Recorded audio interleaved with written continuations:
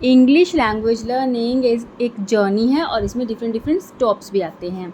आज हम उन्हीं में से एक स्टॉप पर रुकने वाले हैं जिसका नाम है स्टोरी टेलिंग। चलो फिर आज बहुत ही इंटरेस्टिंग सी स्टोरी आपके लिए लेकर आई हूँ एंड लेट्स गेट स्टार्टेड।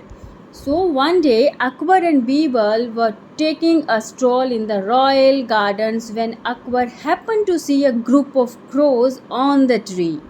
तो एक बार की बात है, अकबर और बीरबल ऐसे ही जो उनका शाही बगीचा था उसमें बस ऐसे ही चहलकदमी कर रहे थे, टहल रहे थे। तो अकबर ने क्या देखा, कौओं का एक समूह देखा जो कि ट्री पे बैठा हुआ था, एक पेड़ पे बैठा हुआ था। ठीक है, टेकिंग अ स्ट्रॉल मतलब चहलकदमी, ऐसे यहाँ वहाँ टहल रहे थे। Wonder how many crows are there in the kingdom Birbal. तो अकबर ने बीरबल से पूछा हैरानी से कि हमारे किंगडम में कितने क्रोज हो सकते हैं, कितने क्रो होंगे।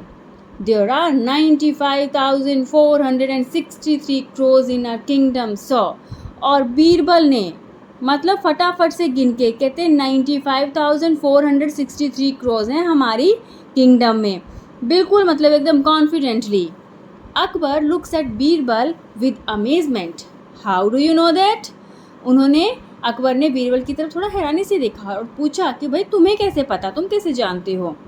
आई am pretty sure your majesty you can get the crows counted says Birbal confidently. तो बीरबल क्या बोलते हैं, कहते हैं कि मैं बिल्कुल श्योर हूँ महाराज, मैं बिल्कुल श्योर हूँ, आप कौओं की गिनती करवा सकते हैं। अब यहाँ पे सेंटेंस फॉर्मेशन देखिए, you can get the crows counted. अगर खुद काउंट करेंगे तो हम क्या बोलते हैं, you can count the crows. But यहाँ पे किसी से करवाने हैं काउंट तो गेट का यूज़ करके counted, third form of verb. Okay, now what if there are fewer crows asked Akbar skeptically. Skeptically होता है संदेह से, शक से। तो अकबर ने पूछा कि अगर कम हुए, जितने तुमने बताए हैं अगर उससे कम हुए तो फिर क्या होगा।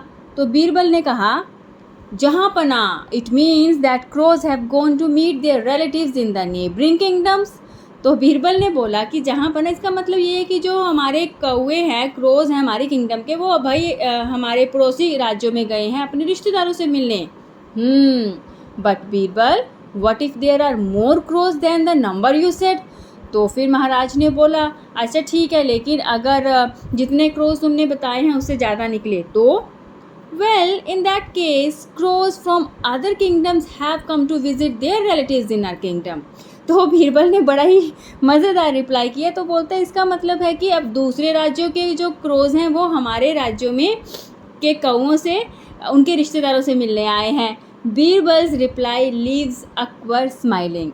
और बीरबल का जो आंसर था उससे अकबर को हंसी आ गई और फिर वो कुछ भी नहीं बोले। तो इससे बीरबल की जो विजडम थी, जो वो जिस तरह के वो विटी थे, उसका पता चलता है। तो इस तरह से ये बहुत ही प्यारी सी खूबसूरत सी स्टोरी हमने रीड की है। आई होप आपको स्टोरी अच्छी लगी हो। कभी भी स्टोरी हम किसी को सुनाते हैं या हम खुद भी पढ़ रहे हैं तो एक्सप्रेशंस के साथ पढ़ते हैं, ठीक है। और किस तरह से उतार चढ़ाव वॉइस के, जब अकबर ने बोला तो उनकी वॉइस टोन कैसी होनी चाहिए, एकदम थोड़ी सी ना राजा की होती है, रौबदार, एरोगेंट टाइप।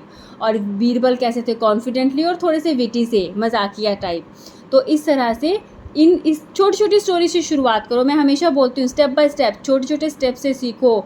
हम ईजी टू कॉम्प्लेक्स, पहले आसान सीखेंगे फिर मुश्किल की तरफ दौड़ेंगे। पहले ही अगर आप मुश्किल को पकड़ोगे ना तो फिर क्या होता है, कॉन्फिडेंस लूज़ हो जाता है, हमारा कॉन्फिडेंस हमारा लूज़ हो जाता है। तो इसी पॉजिटिव नोट पे आज की स्टोरी हम ख़त्म करते हैं। Hope you like the story and I will see you in the next video.